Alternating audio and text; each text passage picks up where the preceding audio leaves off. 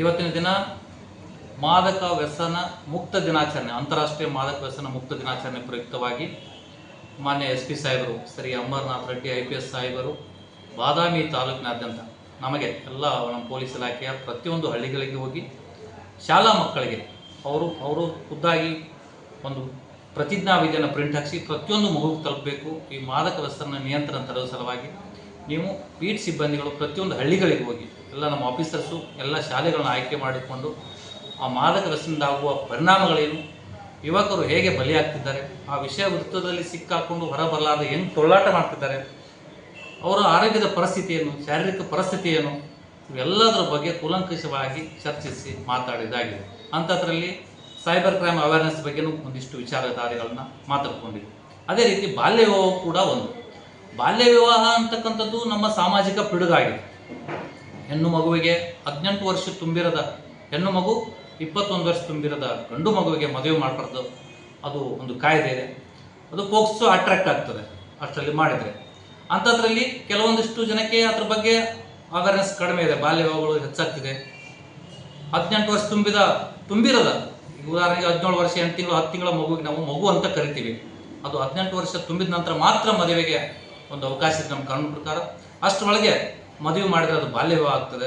ಅಂಥದ್ರಲ್ಲಿ ಗೊತ್ತಿಲ್ಲದನೂ ಬಾಲ್ಯ ವಿವಾಹಗಳು ನಡೆದರೆ ಆ ಹುಡುಗಿಯ ತಂದೆ ತಾಯಿ, ಹುಡುಗನ ತಂದೆ ತಾಯಿ, ಹುಡುಗ, ಮದುವೆ ಮಾಡಿದವರು ಮತ್ತೆ ಈ ಮದುವೆ ಮಂಟಪದಲ್ಲಿ ಮಂತ್ರಾಲಯ ಗಂಟಿ ಬಾರಿಸ್ತಾರಲ್ಲ ಅವರು ಕೂಡ ಆರೋಪಿಗಳಾಗ್ತಾರೆ. ಜೊತೆಗೆ ನೀವು ಯಾರು ಹಿರಿಯರಾಗಿ ನಿಂತ್ಕೊಳ್ತೀರ, ಇಲ್ಲಿ ಹೋಗಿ ಮುಂದೆ ನಿಂತ್ಕೊಂಡಾಗ ಮದುಮಗ ಮತ್ತು ಮದುಮಗನ ಎಡಬಲ ನಿಲ್ಲಿಸ್ಕೊಂಡು ಕಾಲು ಬಿಡಿಸ್ಕೊತಿರಲ್ಲ, ನೀವು ಕೂಡ ಆರೋಪಿಗ್ತೀರಿ. ನೀವು ಕಾಲು ಬಿಡಿಸ್ಕೊಂಡು ಕಾಲನ್ನು ಈ ಸ್ಟೇಷನ್ ಕರ್ಕೊಂಡು ಬರಬೇಕಾಗ್ತದೆ. ಆ ಮದುವೆ ಛತ್ರ ಹಾಕಿದವರು ಅತಿಥಿಗಳು ಮದುವೆಗೆ ಹೋಗ್ಬೇಕಾದ್ರೆ ಯೋಚನೆ ಮಾಡಬೇಕು. 18 ವರ್ಷ ತುಂಬಿದ ಹೆಣ್ಮಗು ಇದೆಯಲ್ಲೋ ಅಥವಾ 21 ವರ್ಷ ತುಂಬಿದ ಗಂಡು ಮಗು ಇಲ್ಲ ಅದೇಯಲ್ಲೋ ಅಂತಕ್ಕಂಥದ್ದು ವೆರಿಫಿಕೇಶನ್ ಮಾಡ್ಕೋಬೇಕು. ಜೊತೆಗೆ ನಾನು ಕದ್ದು ಮುಚ್ಚಿ ಮಾಡ್ತೀನಿ, ಹಳ್ಳಿಯಲ್ಲಿ ನಾನು ಯಾರು ಕೇಳ್ತಾರೆ, ಒಂದು ಎಲ್ಲೋ ತಟ್ಟೆಯಲ್ಲಿ ಮಾಡ್ತೀನಿ, ಗುಡಿಸಲಲ್ಲಿ ಮಾಡ್ತೀನಿ, ರಾತ್ರಿ ಮಾಡ್ತೀನಿ ಅಂತಕ್ಕಂಥದ್ದು ಇದ್ದರೆ ದಯವಿಟ್ಟು ತಲೆಯನ್ನು ತೆಗೆದುಹಾಕಬೇಕು. ನಿಮ್ಮ ಫೋಟೋಗ್ರಫಿಗಳನ್ನ ಹೊಡೆಯೋರು ಭಾಳ ಜನ ಇರ್ತಾರೆ, ತಿಳಿಸೋರು ಸಾಕಷ್ಟು ಜನ ಇರ್ತಾರೆ. ನಾವು ಕೂಡ ಅದ್ರ ಬಗ್ಗೆ ಮಾಹಿತಿ ತೆಗಿತಿರ್ತೀವಿ. ನೀವು ಕದ್ದು ಮುಚ್ಚಿ ಮಾಡಿದರೂ ಕೂಡ ಮದುವೆ ಆದ ನಂತರ ಕೇಸ್ ರಿಜಿಸ್ಟರ್ ಮಾಡಿ ಗಂಡನ ಜೈಲಿಗೆ ಹಾಕುವಂಥ ಪ್ರಸಂಗ ಬರ್ತದೆ. ಯಾರು ಬಾಲ್ಯ ವಿವಾಹ ಮಾಡಬಾರ್ದು. ಗಂಡು ಮಗುವಿಗೆ ಎಷ್ಟು ಪ್ರಾಶಸ್ತ್ಯ ಕೊಡ್ತೀರಿ, ಹೆಣ್ಮಗುವನ್ನು ಕೂಡ ಅದರ ಹಕ್ಕನ್ನು ದಯವಿಟ್ಟು ಕಸಿದುಕೊಳ್ಬೇಡ್ರಿ.